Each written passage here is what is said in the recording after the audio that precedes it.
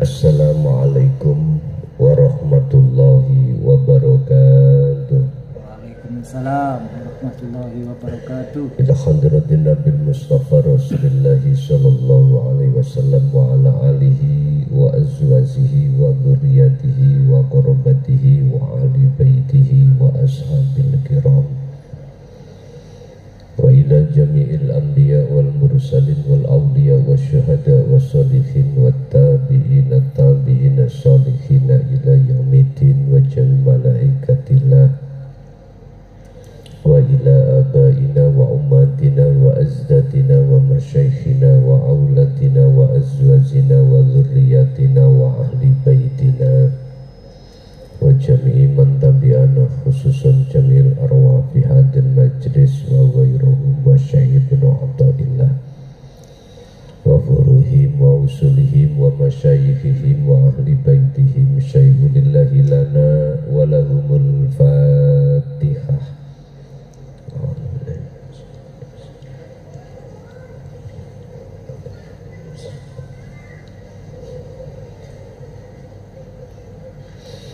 Bismillahirrahmanirrahim. Alhamdulillahirabbil alamin wa bihi nasta'inu ala umurid dunya waddin.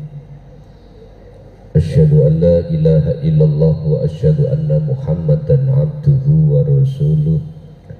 Allahumma salli wa sallim wa barik alaihi wa ala alihi wa ashabihi ajmain, amma ba'd. Banyak cara Allah untuk menampakkan dirinya terhadap semua hambanya. Berbagai cara Allah menampakkan wujud sejatinya dirinya untuk diketahui dan dikenal terhadap hambanya. Ketika saat Allah menampakkan wujud diri sejatinya, ternyata hambanya banyak yang menolak. Ternyata banyak hambanya yang menolak, dikarenakan banyak hambanya itu mendengarkan seruan nafsu dalam hatinya. Ketika saat si hamba mendengarkan seruan nafsu dalam dirinya, maka hamba tersebut tidak menyadari kalau dirinya itu telah mencampakkan sesuatu yang paling berharga, sesuatu yang tidak ternilai dan dinilai dengan hitungan duniawiyah berapapun. Ketika saat hamba sudah masuk di ranah ini, maka jangan harap hamba tersebut akan bisa bertemu Allah, baik di dunia, lebih-lebih di akhirat. Gak akan pernah. Inilah yang Allah sebutkan dalam satu ayat, barang siapa yang hatinya bergantung terhadap seruan nafsu, maka baik di dunia, lebih-lebih di akhirat, dia akan selalu di dalam alam kegelapan. Sebaliknya, barang siapa hamba yang mengutamakan seruan Tuhannya, maka baik di dunia, lebih-lebih di akhirat, dia akan selalu bertemu terhadap Tuhannya, alias tempatnya itu terang benerang. Sekarang dengan cara apa Allah menampakkan dirinya? Hanya ahli suhudlah yang Allah kehendaki untuk selalu bersama Allah, untuk selalu sambung rasa menyang Gusti Allah. Hanya ahli yang berzikirlah dirinya selalu bertemu Allah di dalam kewujudannya.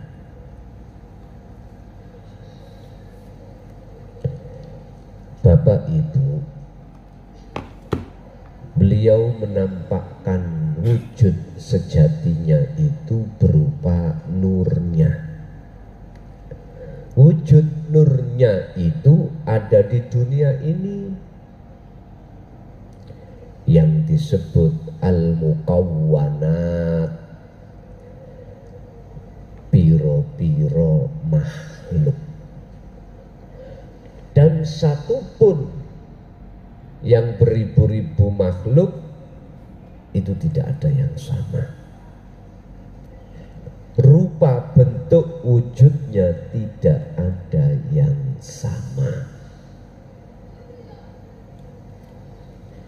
Bapak Ibu hadirin, oleh sebab itu pada malam hari ini kita akan masuk di dalam makalah 126 terkait masalah nyata wujudnya Allah di dalam diri Anda. Bagaimana cara kita bertemu terhadap wujud Allah dalam diri Anda?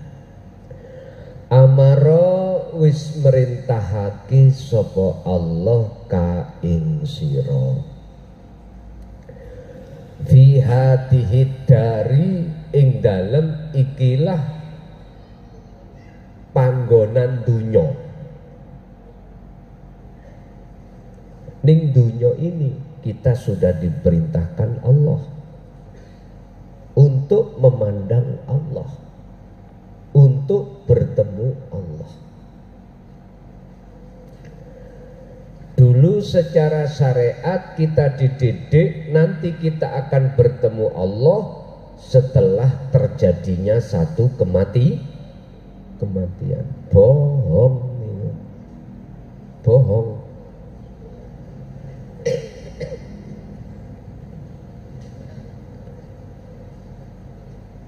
Dulu kita nggak paham maksudnya mati itu yang bagaimana. Faham kita mati adalah kita sudah keluar dari alam dunia. Dalam kematian syariat kita dikubur di tanah itu, padahal tidak. Sehingga pada saat dulu kita punya angan-angan nanti kita bertemu setelah kematian besok di akhirat. Dulu seperti itu. Kita diapusi. Bahasa kula gedabrus kaya entut. Coba imam-imam kita dulu, ayo ditanya. Oke, saya mengikuti jenengan. Apakah ada jaminan bisa menjamin aku selamat dunia akhirat? Suruh jawab, nggak bisa. Lawang imam-imam kita itu sih mamang alias tidak tahu penjelasan kepastian keselamatan dirinya. Bagaimana mungkin bisa untuk menyelamatkan orang orang lain. Ayo kita sadari, kita itu tidak tahu, belum ada kepastian kita itu itu selamat atau ora. Ini wis wani, kita itu wis wani golek pengikut. Iku jeneng gedabrus kaya entut berut. Wis sing wong Pulau Jawa, leluare Pulau Jawa gak paham ya wis.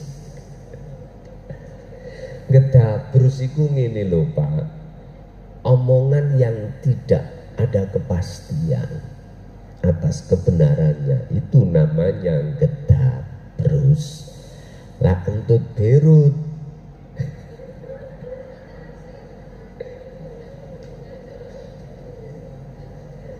itu coro orang wetenge loro, terus apa bahasa Indonesia ini ngentut itu? Ya wis keluar angin nih lho Pak. Mbuh berut itu ya apa gak paham. Pun amaroka fi hatisidar ning dunya, di dunia ini Allah perintahkan Anda untuk bertemu Allah lewat apa?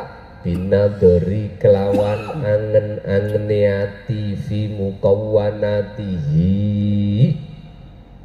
ing dalem piro-piro makhluke Allah. Artinya di setiap makhluk apapun kullu syai'in itu ada Allah wujudnya. Di dunia ini kita diperintahkan Allah untuk menemui wujudnya Allah di dalam setiap makhluk termasuk diri kita. Nah ini kalau tidak tahu caranya ya mumet-mumet, tidak bisa. Ini kalau kita masih mendengarkan seruan nafsu dalam diri kita, keakuan diri makhluk, nggak bisa. Yakfur bitaghut, harus kita abaikan, harus kita tinggalkan seruan nafsu. Apa? Yang mana sih seruan nafsu? Apabila di dalam hatimu ada satu keinginan, terus keinginan itu dalam hatimu muncul rasa makhluki, maka makhluknya yang punya keinginan, maka itulah nafsu. Walaupun keinginan sholat nafsu, keinginan haji, umroh nafsu. Nah terus Anda sudah tahu jikalau itu keinginan nafsu, seruan nafsu, mengapa harus kau lakukan? Oh jadi sawang aku iki wong sing punya uang bisa haji. Oh aku biar disawang menungso iku aku bisa to'al, bisa umroh. Lah wis gak bener sih ini. Daripada uangmu kau buat ngono, belikan kerupuk. Iya, belikan kerupuk ngejak wong sak kampung mangan. Mending seperti itu. Digawe lomba. Mari ngono sing kolesterol ya tambah lino. Bukan perkaranya itu tidak harus terjadi, enggak. Silahkan sepanjang berangkatmu itu jangan ada seruan nafsu. Hanya itu pesan saya. Yakfur, tinggalkan seruan itu. Artinya jikalau dalam hati kita masih muncul rasa keakuan diri sebagai makhluk yang berkehendak, stop dulu, meneng mawon sih. Kalau itu sudah hilang, monggo silakan. Binadori fi mukawwanat, temui aku ngenen lewat angen-angen hatimu kalau saya itu ada pada diri setiap makhluk hidup itu. Jikalau Anda mau, maka wasayak syifu, mongko buka sapa Gusti Allah laka ing lawangi musyahadah. Tentunya kita tidak lepas bukanya proses dari zikir sirul asror, karena zikir tersebut meniadakan rasa keakuan makhluk, yang wujud makhluk, yang berkehendak makhluk, yang berperan makhluk, yang segala-galanya. Otomatis kalau ini sudah tidak ada rasa tersebut, maka muncullah rasa keakuan Allah di dalam dirimu, ya disebut ingsun. Wasayak syifu, apabila kau mau melakukan hal itu, wasayak syifu, mongko buka sopo Allah laka ing hijabe atimu, laka ing lawang sing tertutup dalam musyahadah, dibuka dening Allah fi tilka dari ing dalam omah akhirat, yaitu musyahadah. Omah akhirat itu akan dibuka Allah, musyahadah itu akan dibuka Allah. Jikalau kau menafikan makhluk mukawwanat ini dalam hatimu, hilangkan wujud keakuan makhluk tersebut, otomatis wasayak syifu, Allah akan buka laka maring hijabe hatimu menyang opo lawangi musyahadah, lawang pintunya makom makrifat pada Allah. Inilah yang disebut fitil kadari ing dalam mengkunu omah akhirat.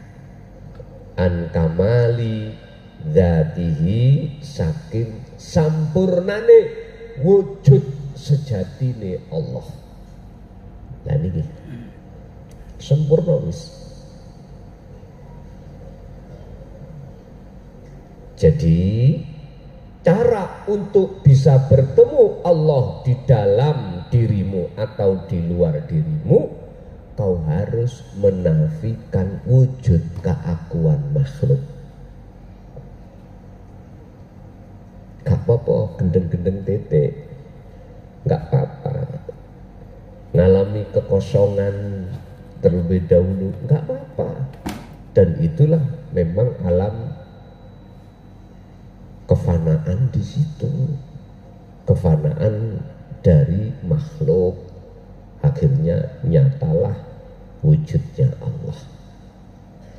Fitil kadar, terbukalah alam akhirat. Berarti makalah ini sebagai dasar bahwasannya akhirat itu sudah di sini, gak besok zaman yang katanya dunia dihancurkan. Tidak, sekarang. Sampak-sampak kalau boleh saya berkata, kalau boleh beliau, kalau nggak boleh nggak apa-apa. Gini, ini yang tidak memperbolehkan itu ahli kitab. Gini,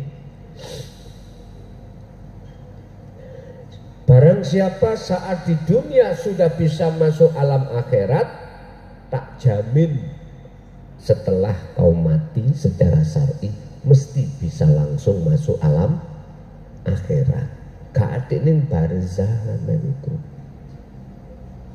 Ngapain nang barzah? Barzah itu artinya dinding, penutup, penghalang.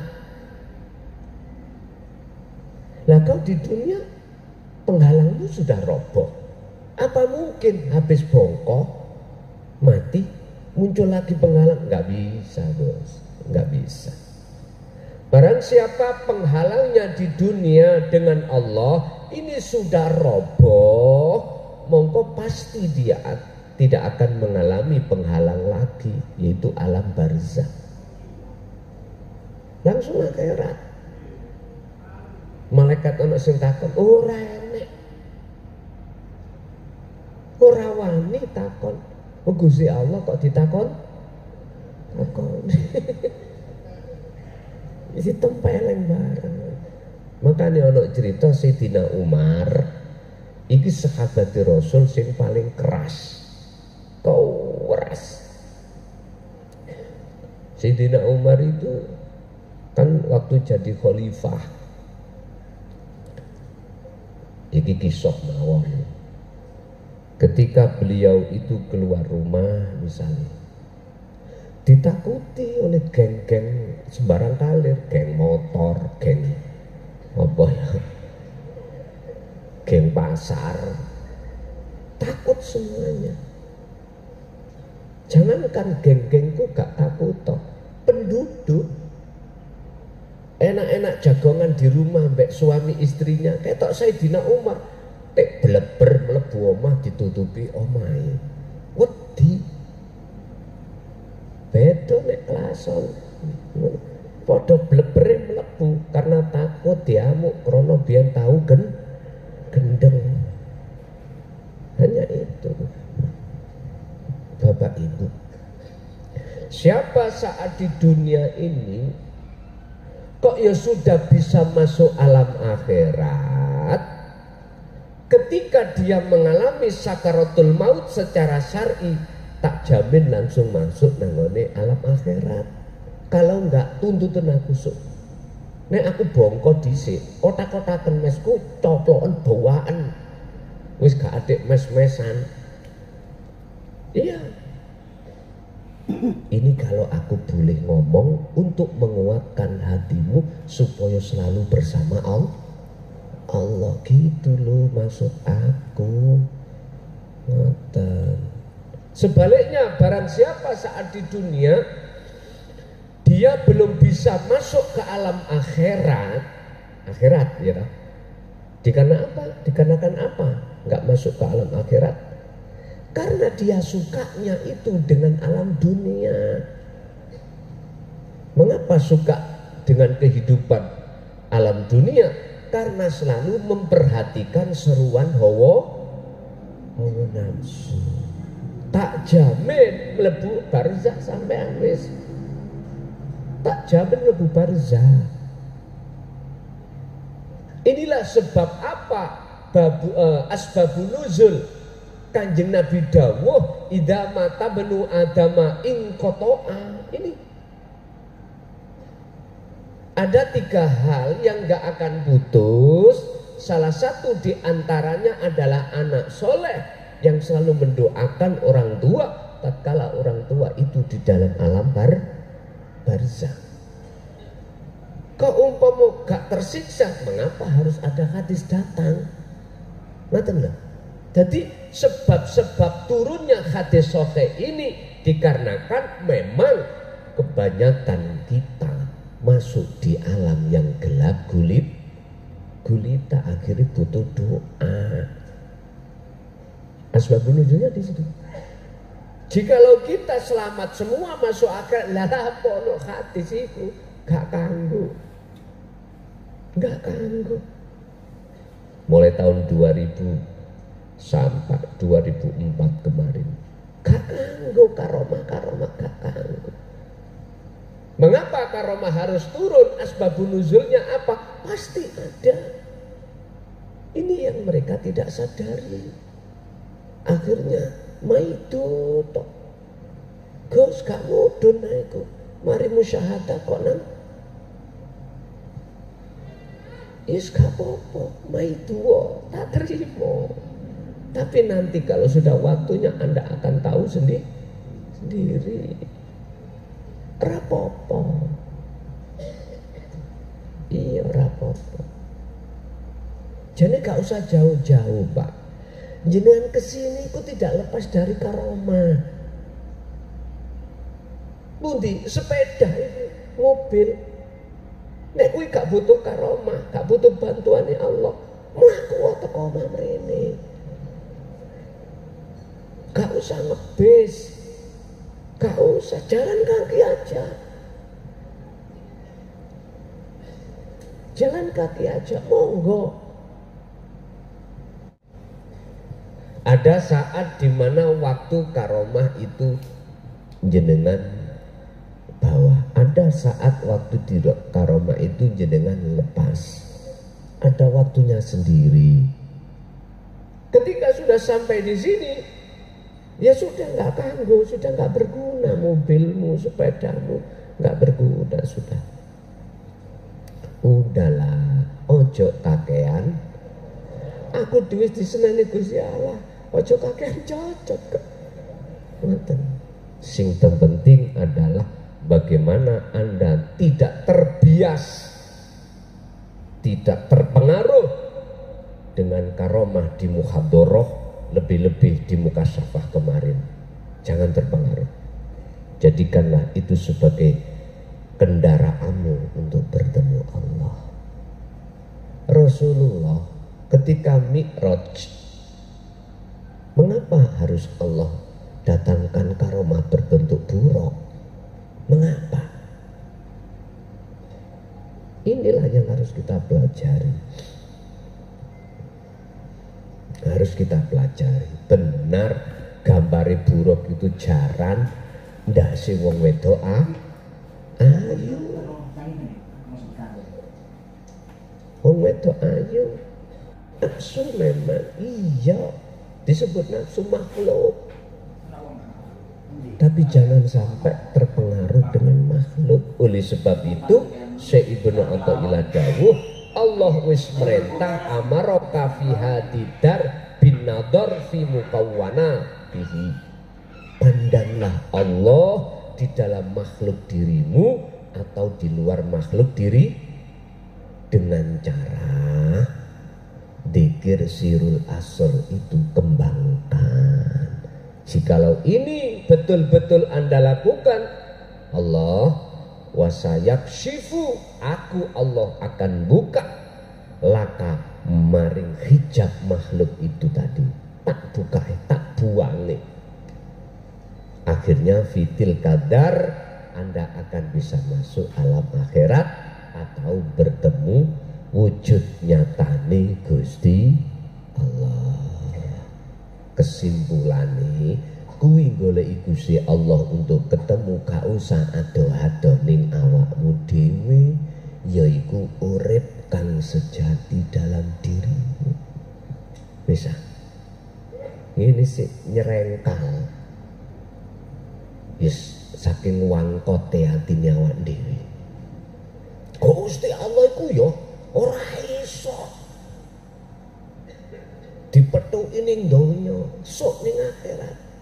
Wis nek ketemu wong kaya ngono Pak, tinggalan ngombe ae. Gak usah diladen.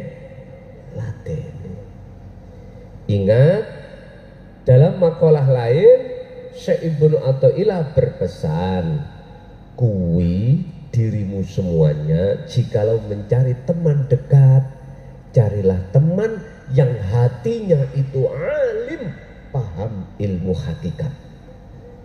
Walaupun dirinya jasate, ilmu syariate, ilmu dohire pekok, rapopo.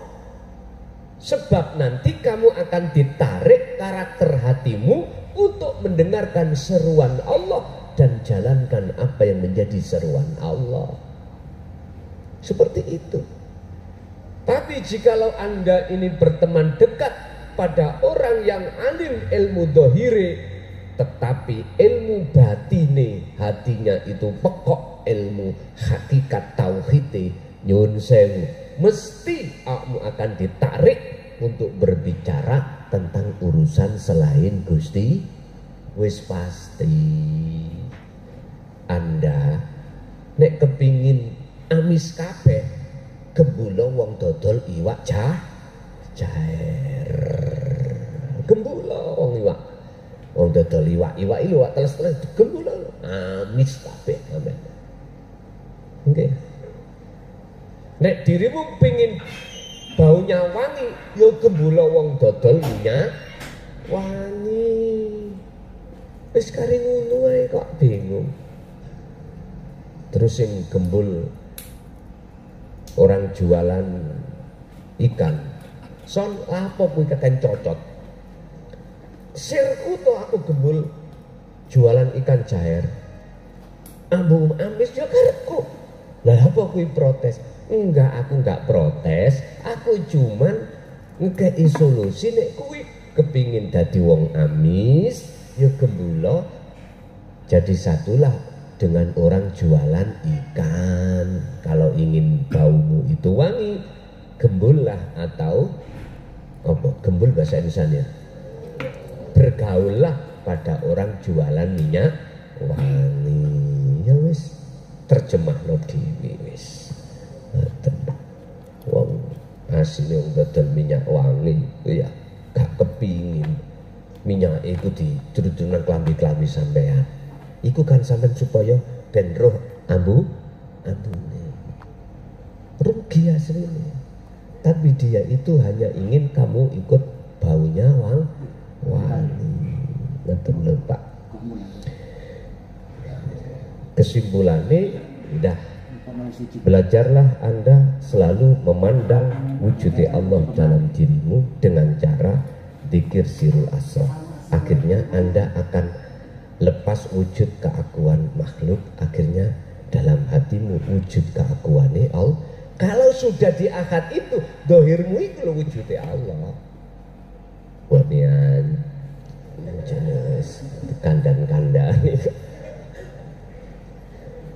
iku wujud dohir Allah kang nyoto, wujud batin Allah kang nyoto yang disebut kesan. Jelas nih? Wes, ana sing takon. Wong lanang telu, wedok loro. Assalamualaikum warahmatullahi wabarakatuh. Pangapunten ingkang kathah Gus, badhe tanglet. Menurut pengalaman Gus, kholwat yang bagaimana sing ibaratnya kados ngeten Gus, kados numpak buruk Gus, langsung mak celing ngeten Gus, set ngeten Gus, sing cowopet nggih pangapunten. Menurut pengalaman Gus ki Mbak mawon nggih, ngapunten Gus. Assalamualaikum warahmatullahi wabarakatuh. Waalaikumsalam warahmatullahi wabarakatuh. Tidak hanya pengalaman saya sendiri, tanya pengalaman para masyayikh yang pernah melaksanakan. Dua pengalaman yang sudah aku dan beliau lakukan. Apa? Lewat jalan umum dan lewat jalan khusus. Ketika kita belum melakukan di antara duanya, bagaimana mungkin kita akan bisa mengatakan kalau khusus itu cepat, kalau umum itu lambat? Nggak bisa. Kita harus lewati dua-duanya baru sah makalah kita. Kita melakukan perjalanan khusus pesawat. Tidak pernah kita melakukan perbuatan jalan darat atau umum. Bagaimana mungkin makalah kita itu akan sah mengatakan bahwasanya di jalan umum itu gak cepat, lawang kita belum pernah melaku gak sah. Walaupun itu benar, tingkat keabsahannya tidak sama dengan gini Pak. Saya kasih ceritanya gini.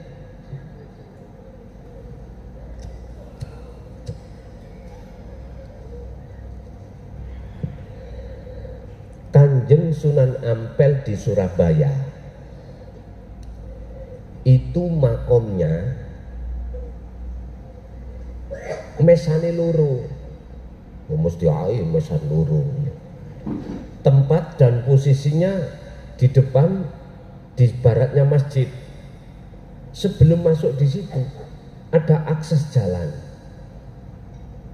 Ini saya cerita, saya sudah praktekkan di sana. Masuk nanti ada genuk. Oh bahasa saya genuk Pak.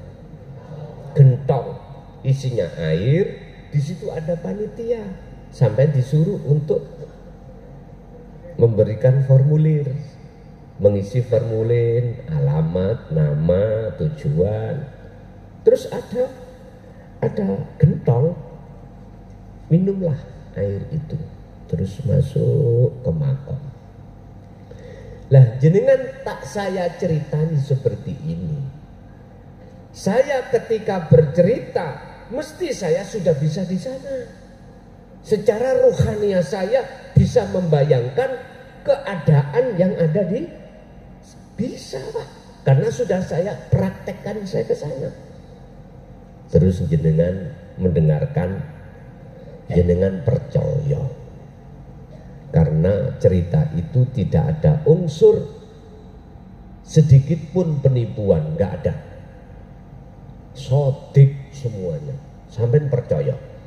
Tapi percaya iman sampai seperti ini nggak sama dengan iman saya, nggak sama. Apa? Iman sampai itu masih di jalur nurul iman. Saya sudah di khatmul iman, disebut ihsan. Dikatakan iman saya sudah ihsan karena ketika saya bercerita itu ruhaniahku bisa membayangkan keadaan tempat di Surabaya. Jenengan cerita kepada orang lain, persis cerita ini. Toh nggak mungkin hati sampai dengan benar bisa posisi tahu keadaan di sana. Ceritanya sama, ilmunya sama. Tapi dalam keabsahan tidak sama. Tidak sama. Mula sangka kuwi apa yang sudah kami ceritakan tentang wujud Allah. Sampai paham, beriman. Oke, sudah benar iman sampean. Tapi ini tidak akan menjadi hakul iman atau ihsan manakala Anda tidak membuktikan untuk bertemu Allah lewat khalwat. Dengan zikir itu nggak bisa. Sehingga ketika jenengan cerita nggak bisa jenengan bertajali, nggak bisa. Mesti sih kegandolan rasa pangrosok dalam diri kita itu makhluk. Ujung-ujungnya nanti jenengan kali kula ada seruan nafsu supaya jenengan kali kula dipuja oleh wong liya, supaya kita itu diterkok ahli tahqiq karena menguasai ilmu hakikat. Hati-hati, itu akan memunculkan satu sifat yang disebut aba wastakbar wa kana minal kafirin. Takabur luwih apik katimbang orang lain. Awakmu kepet ngilmu syariat, orang ngerti hakikat aku lho. Ningati terasa luwih apik katimbang wong li. Hati-hati. Berbicara dengan pengalaman, mana yang tercepat? Ya jalan tol atau sampai pesawat, lewat pesawat itu. Langsung tinggalkan dunia ini, Pak. Pesawat itu mergae gak lewat dunia, gak lewat daratan, meninggalkan dunia. Coba sampai numpak pesawat, sok kula Senen iki nang Bekasi, numpak pesawat, numpak awak, numpak awak. Ketika saya pesawatnya belum naik, saya lihat sisi saya dunia besar, wujud. Tapi ketika pesawat sudah tinggal landas, naik, saya suwe lama kelamaan dunia itu jadi kecil. Bandara yang tadinya besar, rumah yang tadinya saya kelihatan besar, semakin ke atas semakin kecil, semakin ke atas pada titik yang sudah Allah tentukan belas raine wujude. wujud dunya ora enek. Sing ana iku mung ya wis gak ono apa-apa. Artinya apa? Langsung mawon faktulu anfu saku. Baik dikala waktu jasad iki repot urusan dunya atau tidak, langsung hatimu sistem faktulu anfusakum, patenono keakuanmu atas kewujudannya, atas kehendaknya, atas yang berperannya, lepaskan. Makalah ini mengatakan jikalau kau mau melakukan hal tersebut, wasayak shifu laka fi tilkadar, artinya Anda nanti dibuka alam kefanaan itu menuju alam musyahadah, bertemu wujud sejati yaitu kosong. Udah. Lah niku mengke gak bahaya tah waktu kerja. Lah pokok hitung-hitungan bahaya itu.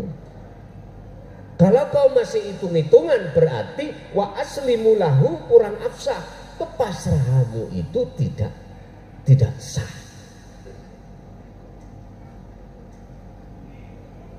Sebab gini ya, kalau sudah ada di situ program-program aturan syariat sudah tidak kanggo lagi, tidak berguna lagi. Akal ini sudah ngeblank. Tak kandhani ojo ngecemes ya.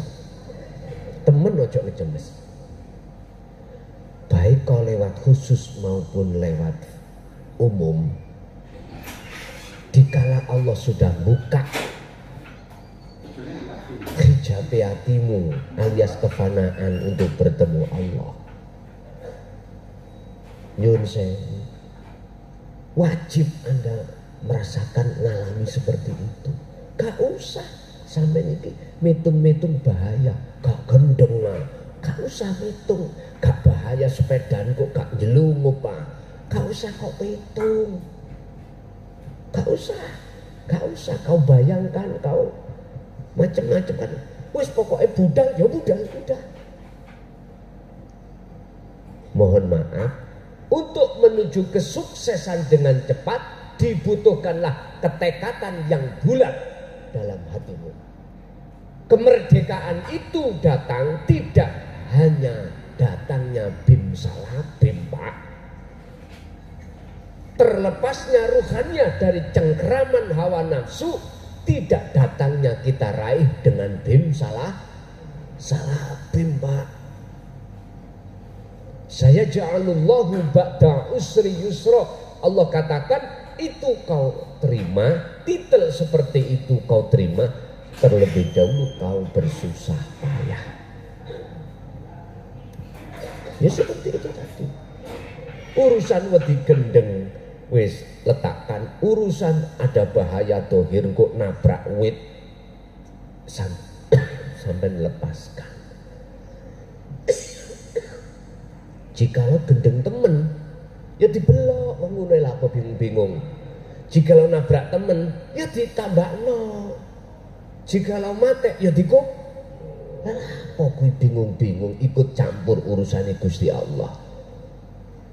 Gak usah ikut. Cukup wa aslimu lahu, jikalau kau betul-betul sudah pasrah datang Allah dalam hal konteks ketemu Allah, wis lepaskan semuanya, hitung-hitungan itu.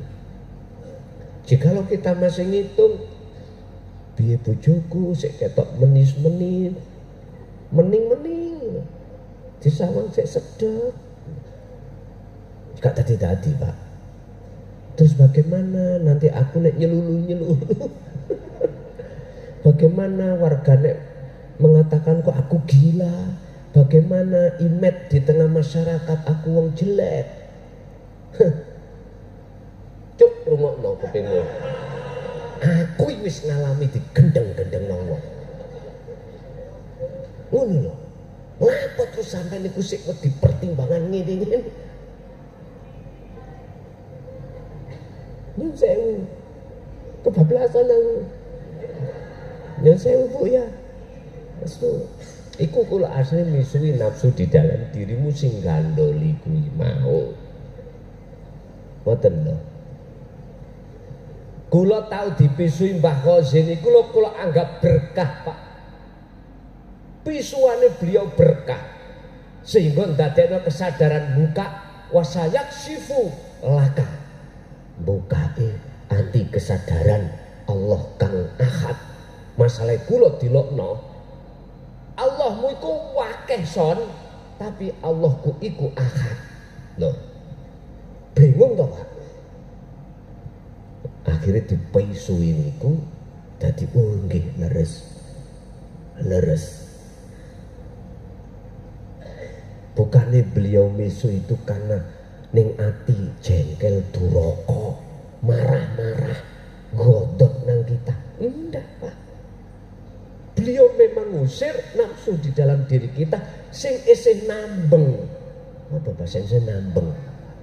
Nakal, liar. Dengan begitu jenengan ini akan memperhatikan apa pentingnya Anda untuk mengusir keakuan diri kita. Wis, nek sampean pengin tahu cepatnya ya faktulu anfusakum. Lepaskan langsung rasa keakuanmu. Jangan dipertimbangkan jadinya apa nanti kita ini secara dohir pandangan manusia. Jangan dihitung-hitung. Jangan dihitung-hitung. Satu. Sekarang jalan umum. Jalan umum. Jalan di mana jenengan kali kula sak tiba-tiba niat. Sing nglalekno ya sapa, sing nilingno ya sapa. Lho monggo. Halus. Tetep gembul menungso. Di bojo tetep di bojo. Bojone mati ya rabi mah. Terus anake teko siji ya gawe maneh. Terus gawe gak nok marine. Terus bisnis ya terus bisnis terus. Lah dikir ojo ngikuti cocote klason.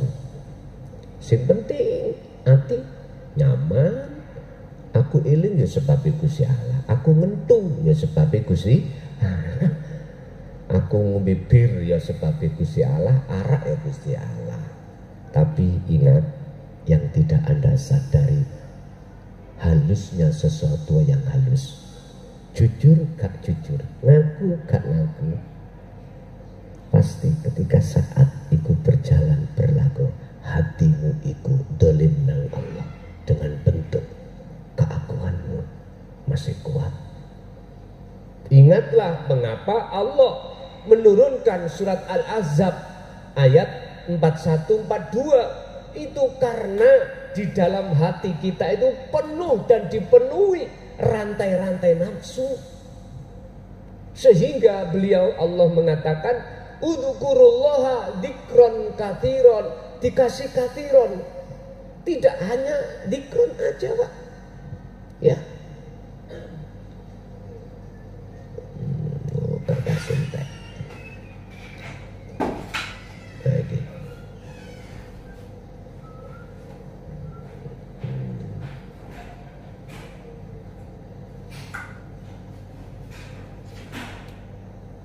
Sampai harus peka dengan kalimat ini.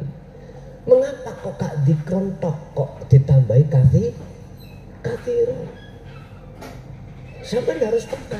Ada apa kok harus ada kathiron? Kathiron itu artinya banyak. Banyak itu tak terbatas. Ya, satu ya banyak, dua ya banyak, tiga ya Pak. Makanya anak banyak liwat siji sampean ngomong banyak. Iya kan? Dikron yang dimaksud di sini adalah sejatine eling.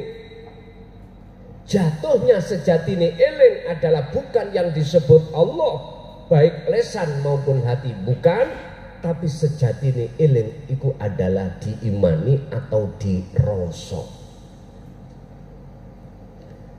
Bahwasannya semua apapun yang timbul itu datangnya dari Sang Yang Hidup. Itu bukan dari makhluk. Sang Yang Hidup. Kathiron posisi atimu sambung menyang urip lewat rasa seperti itu. Kathiron sing ukeh terus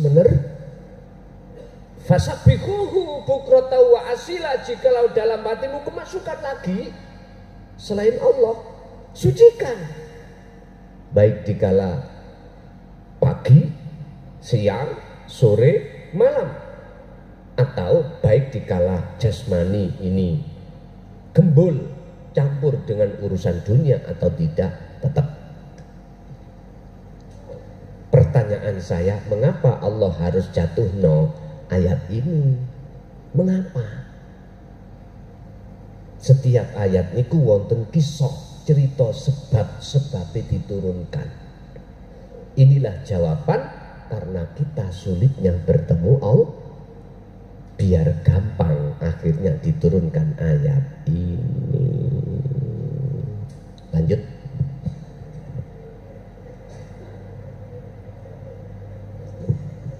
Assalamualaikum warahmatullahi wabarakatuh. Sederenge kula nyuwun ngapunten Gus, sing badhe kula ajukan pertanyaan niki taksih wonten kaitane kalih pertanyaan sing pertama wau, yaitu berkaitan dengan holwat, dengan zikir sirul asrar. Setelah kita melalui rangkaian itu, kita ingin sebuah pencapaian yang maksimal, yaitu bertemu Allah Subhanahu wa Ta'ala. Poin yang ingin saya tanyakan adalah, apakah perlu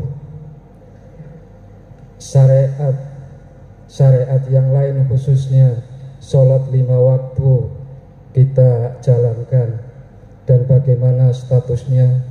Mohon penjelasan. Mohon maaf jika pertanyaan saya mungkin kurang etis. Assalamualaikum warahmatullahi wabarakatuh. Waalaikumsalam warahmatullahi wabarakatuh. Ibadah murni dan tidak murni, makhdum dengan wairu makhdum, itu ke buku mukawwanat makhluk, dan itu thariqah, jalan, dan itu fasilitas yang Allah hadapkan terhadap kita semata-mata untuk bertemu Allah. Dengan begini, jawablah di dalam hatimu, perlu atau tidak Anda bertemu Allah dalam waktu sholat. Kalau perlu, berarti janganlah kau tinggal. Karena itu waktu-waktu perjanjian pertemuan terhadap Allah. Jawabannya ini tergantung Anda masing-masing. Ingat, Allah dawuh wa ma umiru lan ora ku perintah. Wa ma umiru lan ora den perintah sira kabeh ning donya iki illa liya'budullaha, kecuali kamu hanya menyembah pada Allah. Menyembahi, bertemu bertemu Allah. Kalau saya pribadi, ngapain istriku tak tinggalkan? Allahnya di situ. Nek isok nambah lagi, mana ketemu nih Allah itu tambah lagi. Guyon bu, ya guyon. Tapi kalau Allah nakdiri tenan, iso opo aku? Aku tinggal so nikmatono iki. Hanya gitu. Jenengan dikasih Allah fasilitas karomah sama istri suami tadi karomah. Secara mukhadoroh, malaikat secara mukasyafah. Gunakan itu untuk bertemu Allah. Jadi pertanyaan tadi jawabnya saya tergantung panjenengan masing-masing. Sebab Gusti Allah memberikan fasilitas 1 hari 1 malam untuk bertemu Allah 2 thariqah. Dan ini dilakukan oleh Nabi dan Rasul. Aku tidak mengatakan ini dilakukan para mursyid-mursyid, nggak tahu loh ya aku deh. Aku husnudon aja dilakukan gitu aja. Mengapa saya sebut thariqah? Karena ini jalan, fasilitas, wasilah, tumpaan Anda untuk bertemu Allah. Jadi mukawwanat ini jamak saking kaun. Nek kaun iku makhluk siji, nek mukawwanat pirang-pirang makhluk. Nama sholat iku makhluk. Nama zakat, puasa, haji, maca Quran dan lain sebagainya, sedekah iki makhluk. Nah, inilah boleh saya sebut sebagai wasilah. Ini ku sebut sebagai thariqah. Sekarang tinggal pertanyaan pada diri kita masing-masing. Kau pergunakan thariqah itu kemana? Kau pergunakan jalan itu menuju mana? Jawabannya manusia ada yang mempergunakan untuk mendengarkan seruan nafsu. Apa seruan nafsu? Anda akan ketemu makhluk. Surga, pahala, itu makhluk. Ini seruan nafsu loh Pak. Miturut kacamata hakikat. Nek miturut kacamata syariat yang pernah aku dan pernah aku taklimkan, itu Allah. Sehingga sholatku krono pahala. Sholatku karena surga, hadiah itu. Biar tidak dimasukkan Allah dalam neraka. Padahal semua makhluk. Mengapa di situ Allah memakai kalimat fa'budu? Wa ma umiru illa liya'budullaha mukhlishina lahuddin. Dengan berikhlas dalam agama yang bertauhid, kamu akan bisa fa'budu. Fa'budu itu maknanya adalah bertemu Allah. Sebab nyembah sing bener antara sing nyembah dan disembah itu ketemu. Jenengan oleh undangan teko orang lain dalam rangka nikahkan anak apa walimah apa syukuran. Tulisannya sampai gak kenal wong. Tanda tangan dari Pak Paijo. Sampean Pak Paijo sih mana? Gak tahu. Apa nekat sampean berangkat? Ayo. Enggak mungkin. Jenengan kalau kenal, oh iki Allah, ya berangkat toh. Syaratnya kudu ketemu Allah. Dikatakan sah. Anda menyembah itu bertemu Allah. Otomatis kita dikatakan bisa bertemu. Wasayakfi laka fitil kadari, dibukalah pintu akhirat itu musyahadah. Otomatis hijab penghalangnya itu harus dibuang.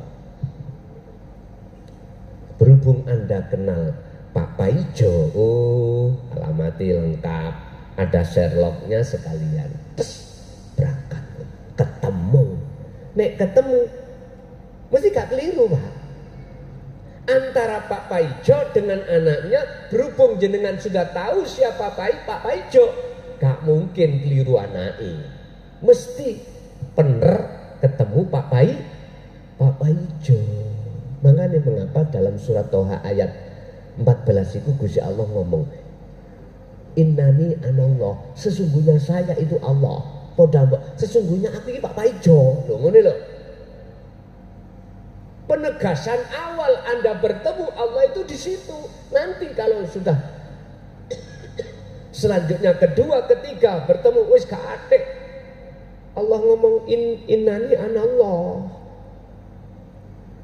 Mboten wis. Wis gak ngaku-ngaku. Aku iki Gusti Allah. Wis gak ngono. Lah ya napa? Ya wis diem. Akhirnya ngomong, piye kabare bos? Api-api wae. Nyong ya ngono, api.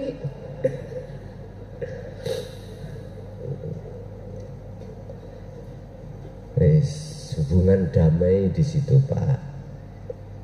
Jadi saya tidak menyuruh, tapi saya katakan bila mana syariat sholat itu adalah fasilitas yang Allah hadapkan, mengapa tidak kita manfaatkan? Wis jawabane sampean seberapa ambek nggih? Gak usah tak dawak-dawak Allah. Monggo lainnya. Satu lagi. Assalamualaikum warahmatullahi wabarakatuh. Waalaikumsalam warahmatullahi. Saya dari Banten pengen nanya ringkas saja, apakah ada cirinya, ada alam malakut, jabarut, lahut, dan kami pernah masuk ke satu alam luas tidak ada ujungnya dengan penuh bacaan zikir la ilaha illallah. Sampai sekarang nadanya saya ada di hati saya. Sekian, wassalamualaikum warahmatullahi wabarakatuh. Waalaikumsalam warahmatullahi wabarakatuh. Memang semuanya ada tanda, Pak.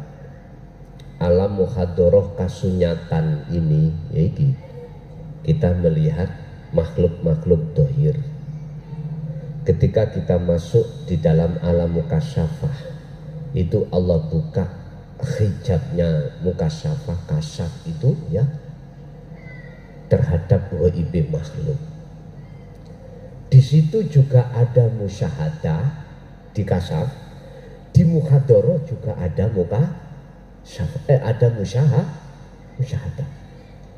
Setiap mukawanat, setiap makhluk itu ada alam akhirat, ada musyahadah. Tergantung kita mau melepaskan keakuan makhluk apa enggak. Itu tergantung jenengan. Sesuai dengan pertanyaan yang pertama, jikalau kau betul-betul ingin lekas jalan pesawat cepat, ya lepasin kewujudannya rasa keakuan makhluk itu. Sebab dengan begitu barulah akan tampak dan nyata alam musyahadah. Yang ada cuman hanya aku Allah, begitu. Okay. Estri, yang estri 2 aja kalau ada, kalau nggak ada bonusku. Kalau ada monggo. Assalamualaikum warahmatullahi wabarakatuh. Waalaikumsalam warahmatullahi. Saya Ibu Iwit dari Banyuwangi. Ibu pinter nyanyi? Gak usah Gus, sudah malam. Oh ngaten. Soalnya Gus kan mau ke Jombang. Langsung monggo. Gus, saya mau tanya, tolong jelaskan apakah perbedaan orang yang sudah meninggal dunia dengan orang yang sedang tidur nyenyak? Dengan orang yang masih di dunia? Iya. Oh ngaten. Sampun? Sampun. Sekian, terima kasih. Wassalamualaikum warahmatullahi wabarakatuh. Waalaikumsalam warahmatullahi wabarakatuh. Begini Mbah, kalau sampean iku bertanya perbedaan antara orang yang sudah meninggal dunia dan orang yang masih ada di dunia secara syariat, dulu iku bedanya gampang. Nek matek gak ono ambekan. Gampang nggih? Gampang. Wis saiki cara hakikat bagaimana? Orang itu baik di dunia maupun setelah mati, golongan itu ada 2. Ahli hijabkah atau ahli syuhudkah? Gelapkah pada Allah atau terangkah pada Allah? Niku dikembalikan dengan ainul basirah, mata hati, mata roh ini, apakah di situ masih terhijabi, terbazah dengan perkara-perkara selain Allah yang dianggap wujud, ataukah sudah roboh perkara-perkara hijab itu yang menutupi diri manusia itu, yang diterka wujud akhirnya enggak wujud. Manusia cuma digolongkan Allah dua golongan. Disebut ahli hijab adalah seseorang ketika saat di dunia ruhaniyahnya ini, ruhaniyah terhijabi oleh wujud di dunia. Wa zujina linasi hubbus syahawah. Akhirnya otomatis kita akan beriman kalau selain Allah itu wujud. Wes iki ahli hijab. Disebut ahli syuhud adalah seseorang hijabnya sudah dihabiskan Allah. Belenggu rantai yang mengikat kita ruhaniyah itu sudah dilepas Allah. Bukan karena kita bisa melepas sendiri, enggak. Yang melepaskan itu Allah. Bukan kita menang perang nafsu itu karena kita, enggak. Karena memang dimenangkan Allah. Nah, ini kalau sudah menjadi ahli syuhud, baik ada di muhadharah dunia atau tinggalkan dunia berarti mukasyafah, tetap dia di musyahadah. Artinya nggak ada bedanya secara hakikat itu, tapi khusus bagi ahli syuhud. Tapi ahli hijab mohon maaf, qad khasiral ladina kadzabu bi liqa'illah. Sadare kalau selama ini kita dolim pada Allah ketika saat-saat idza jaa ajaluhum, ketika napas itu sudah di tenggorokan. Artinya ketika ajal sudah di tenggorokan, baru di situ kita sadar kalau selama ini bentuk kita mengakui keakuan diri yang wujud makhluk itu sama halnya kita melakukan kedzaliman pada Allah, berbuat syirik. Baru sadar di situ. Terus siapa sih nolong? Jasad sing nolong dulur tetangga, dibudalke, diberangkatke ke kuburan. Asale lemah kembali ke roh. Asale Allah bisa balik dengan Allah. Susah. Wis ngeten mau nek gak percaya. Sing ngaji duduk malam hari ini ya. Tolong nanti kalau pulang yang pakai sepeda motor atau mobil meremok kabeh. Gak bisa kalau sampai rumah, gak bisa. Ketika roh itu dipaksa Allah untuk kembali, dapat pertolongan dia? Gak akan. Kalau gak percaya, ini Allah tegaskan di dalam surat Al-Isra ayat 72.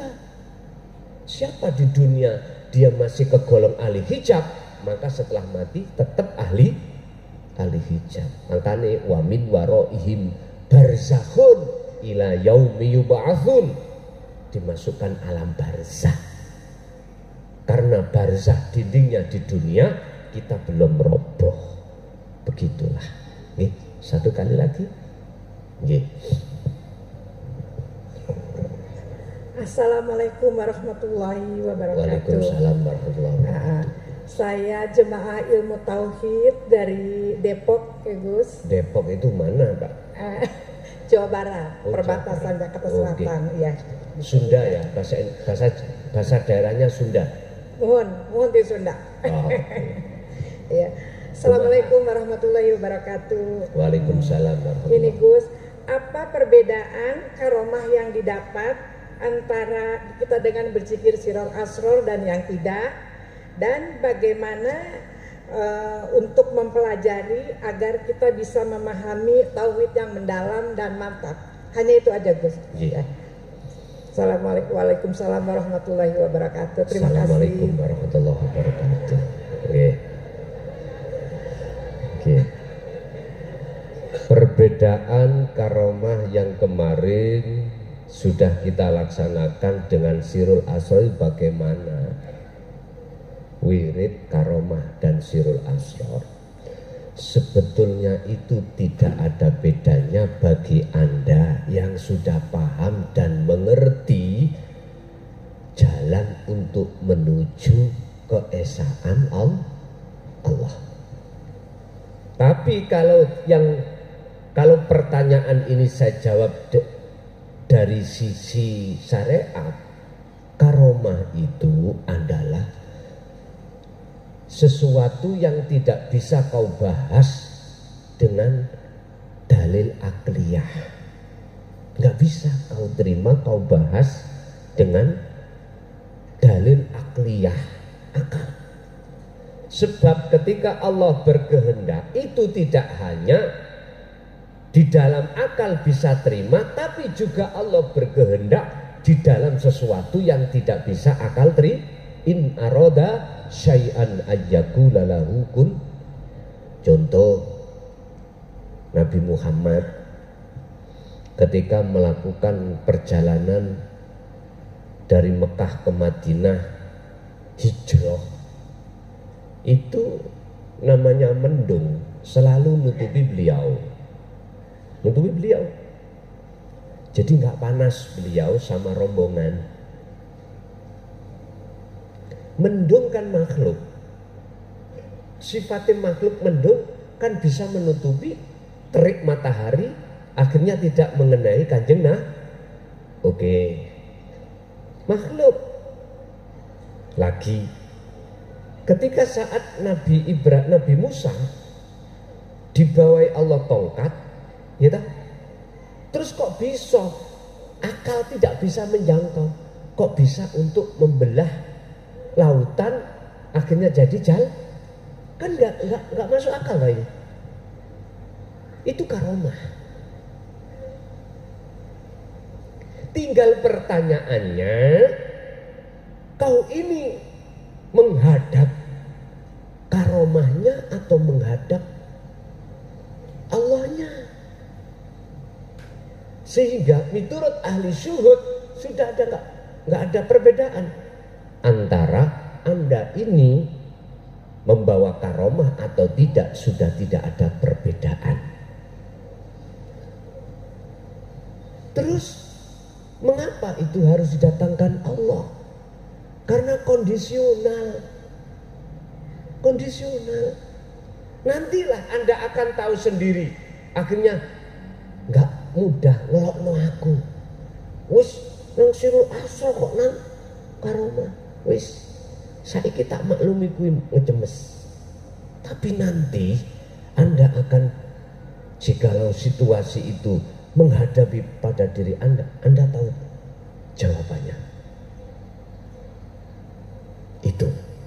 Jadi tak simpulno, Sirul Asrar dengan karomah itu nggak ada bedanya bagi mereka yang sudah sering hatinya bertemu Allah. Satu. Nomor 2 tentang perjalanan tauhid. Di dalam Al-Quran, Islam itu umat muslim, cara bertauhid itu diajarkan Allah lewat beberapa proses. 1. La ilaha illallah. 2. La ilaha illallah thariqah yang tadi syariat. 3. La ilaha illa anta hakikat. Yang terakhir, la ilaha illa ana ma'rifat. Mestinya kita seorang muslim sudah dikasih Allah cara untuk mengenal Allah dan mencapai tingkatan derajat yang paling tinggi, yaitu ma'rifat Allah. Mestinya kita harus naik terus. Gak terus kita itu kadung kesenangan di syariat terus. Kapan maju nih? Nek wis ana tarika kadung seneng gegawan karomah terus ana kapan majune, kapan wusulmu itu kapan? Ingat, jikalau kau tidak paham isi maksud la ilaha illa anta, jangan harap kau bisa sampai la ilaha illa ana. Karena prosesnya itu. Jikalau kau tidak mau terima la dzikir sirul asrar, jangan harap kau bisa sampai fana'u dzikri. Saya istilahkan gini, jenengan dari berbagai sudut kota Nganjuk untuk ke Mojokerto kudu melewati kota Jombang. Gak sampai lewati Jombang itu, sampai tengok-tengok ke Nganjuk. Jangan harap Anda bisa sampai ke Mojokerto. Mengapa saya harus terus di Nganjuk? Macam-macam alasannya. Ada dikarenakan intinya kita itu kebulet hubus syahwah. Hubus syahwah dibuleti bokong semo. Iya, wis kadang saweneng lah. Dasare ngelak kudu ngopi, ketika masuk warung kopi sing jualane semok bokong, wah yang disukai Pak. Wis terus takut, Mbak masih sendirian? Sik tas saya ditinggal bojo kula mati, ketepak. Nggih Pak ya? Nah, begitu. Masalah tir podo irenge, sir podo senenge. Wis dadi ae. Dadi. Berarti kebulet bokong. Kadang kita kebulet, mohon maaf, anak. Kadang kita juga kebulet dunya brono. Akhirnya jatuhnya cinta kita kepada mukawanat makhluk itu. Ya iki wis mboten saged nglewati Jombang. Jenengan harus ke Jombang dulu baru ketemu Mojokerto. Artinya, wahai saudaraku yang masih di syariat atau di thariqah, lekaslah kau hakikat. Dengan kau mempraktekkan fungsi la ilaha illa anta, kau akan dengan sendirinya ditarik Allah di ma'rifat. Begitulah Bapak Ibu, itu aja yang bisa kami sampaikan. Kurang lebihnya mohon maaf barangkali ada sesuatu yang tidak berkenan di hati jenengan. Saya atas nama pribadi Mukhlason mohon maaf yang sebesar-besarnya. Akhirul kalam, hadanallahu wa iyyakum wal afa minkum. Wassalamualaikum warahmatullahi wabarakatuh.